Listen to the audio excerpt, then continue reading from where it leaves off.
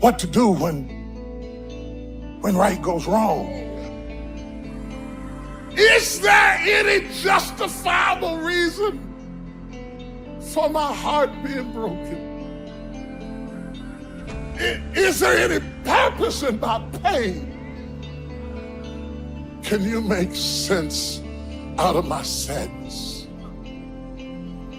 Or did I just go through all of that for nothing? It's about the obstacles. It's about the challenges. It's about the pain that you endure along the way. Stand on the platform, and when that happens, your mind has to immediately shift back, because now you felt and tasted something that you can only get through winning. Are you willing to do it again?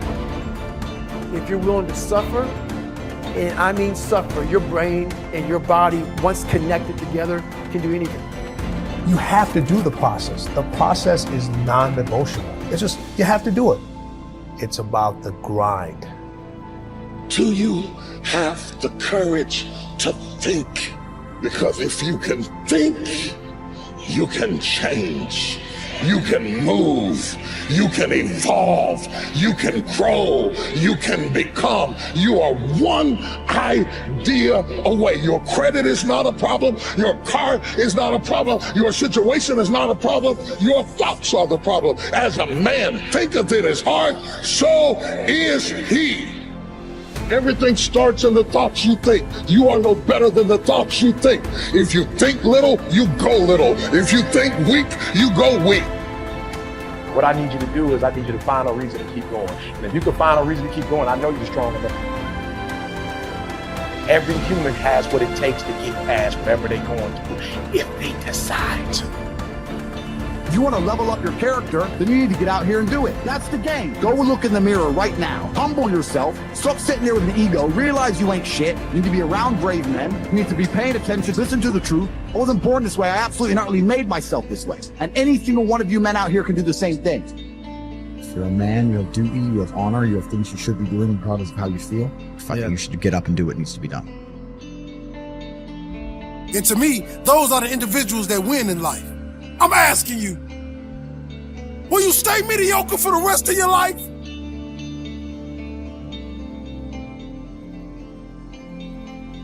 Success happens to you not because you desire it, because you earn it. Everybody desires it. It comes only if you're capable of it. You know, we say in yoga, if you keep one eye on the goal, you have only one eye to find your way.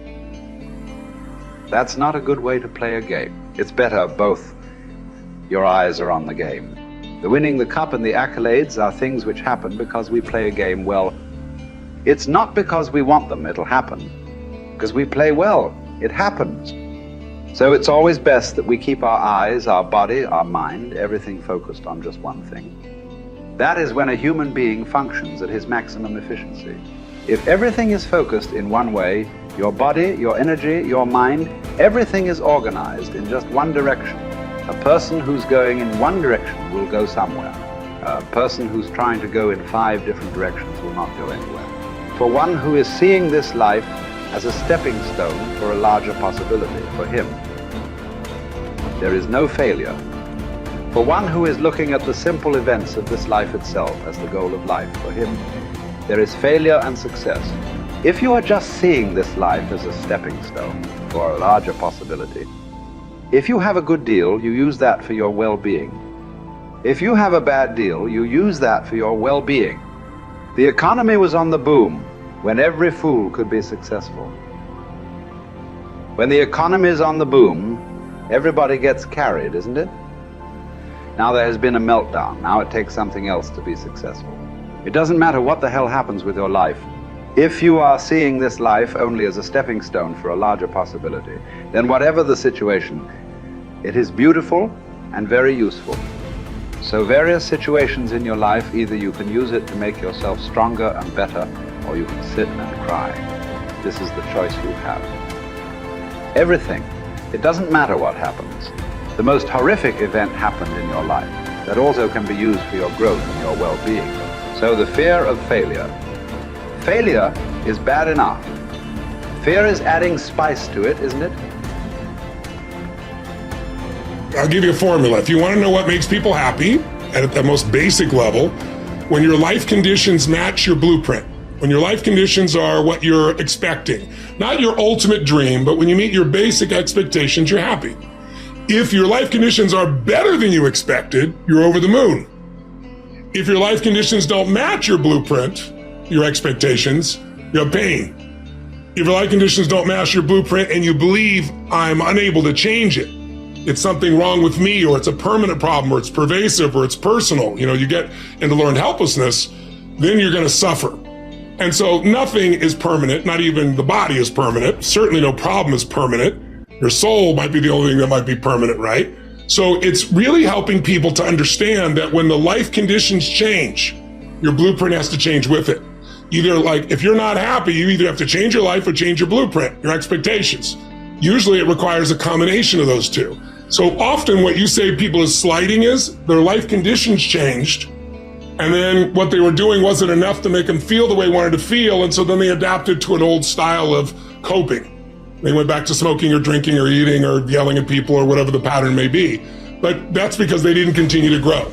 And so that's why it's not a static thing with me. I teach people not just, okay, you're going to make these changes in your values. It's like, you got to look as your life conditions change. You're going to make that happen. As you hit different stages of life, you're going to have to make those decisions. And people everybody wants their life to be better, but no one wants to change, right? So we have to keep changing as the life conditions change. We got to update our blueprint, our values, our beliefs, our rules about how to play the game. And we have to update our behaviors to adapt to where the environment is. If you don't do that, you're in trouble. There are many people during COVID who it was the most horrific experience. There are many people that learned to use COVID, not like COVID used them. They grew their businesses, they expanded their mind, they shifted their emotions. They did things they never would have done. Other people gained 20 pounds, right? So it's all a matter of, do you adapt to the life conditions? And do you learn how to learn? Because this isn't a one-time thing. Oh, I did this thing. I went and worked out for a weekend. Now I'm pumped. Well, great. How long is that going to last? You're going to have to continue to use that and have a daily practice. Otherwise, you, of course, go back. And that's the biggest missing thing. I teach people daily practices that can take what they've learned and make it ongoing in their life, as opposed to, wow, I had this great weekend. The big question is, are we letting ourselves become what we wish to become? In this most important subject of association, here are some actions you may want to take. First, disassociation. You may, after a study of those 3 questions, who am I around, what are they doing to me, and is that okay, you may come to the serious conclusion that there are some people you just have to break away from. I'm not saying that it's an easy step to take, and it's not to be taken lightly. However, I am saying it may be an essential task. You may just have to make that hard choice not to let certain negative influences affect you anymore. Remember, it could be a choice that saves the quality of your life. The second action you may want to take is limited association. It could well be that you are spending too much time in a certain area of your life with a certain group of people. It's easy to put time and effort in the wrong place. The guy spends 3 hours at the ball game and 30 minutes listening to the sermon. See, that's called out of balance. 30 minutes for spirituality, 3 hours for entertainment. That doesn't weigh well 5 years from now, 10 years from now, when you take a look at the sum total of your values in your life.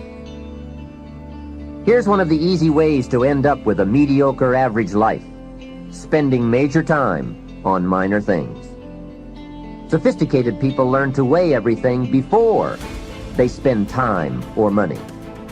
You've got to weigh before you pay. Whether you're going to spend heavy time or light time, you've just got to weigh. Otherwise, if you're not careful, you can get trapped into spending heavyweight time with lightweight people. Now, it's okay to have casual friends as long as you give them casual time, not serious time. Spend major time with major influence and minor time with minor influence. It's so easy to do just the opposite, but don't let it be said that you fell into that trap. So maybe all you need to do to change some of the influences in your life is not to eliminate them, but merely limit them. Say, I have a good time with these people, but I'm not going to spend days and days with them anymore. I'm just going to cut that down and save some of that time for more major people and more major enterprises. Remember, it's your life. You can spend your time with whomever you want and whenever you want. But you didn't invest in this program for me to kid you. Take a look at your priorities and your values. We have so little time at our disposal. Wouldn't it make sense to invest it wisely? If you have only $100 in your pocket, it's okay to spend $20 for fun and put $80 toward your important values and commitments. But would you be happy reversing those percentages? Better to put the majority of your money where you know it will get you a positive return, rather than put it where the taste is brief and the results are poor. Of course, you must be the judge. You must determine whether the situation and the people call for disassociation or limited association. But remember, if it isn't taking you where you want to be 5 years from now, 10 years from now, now is the time to fix it.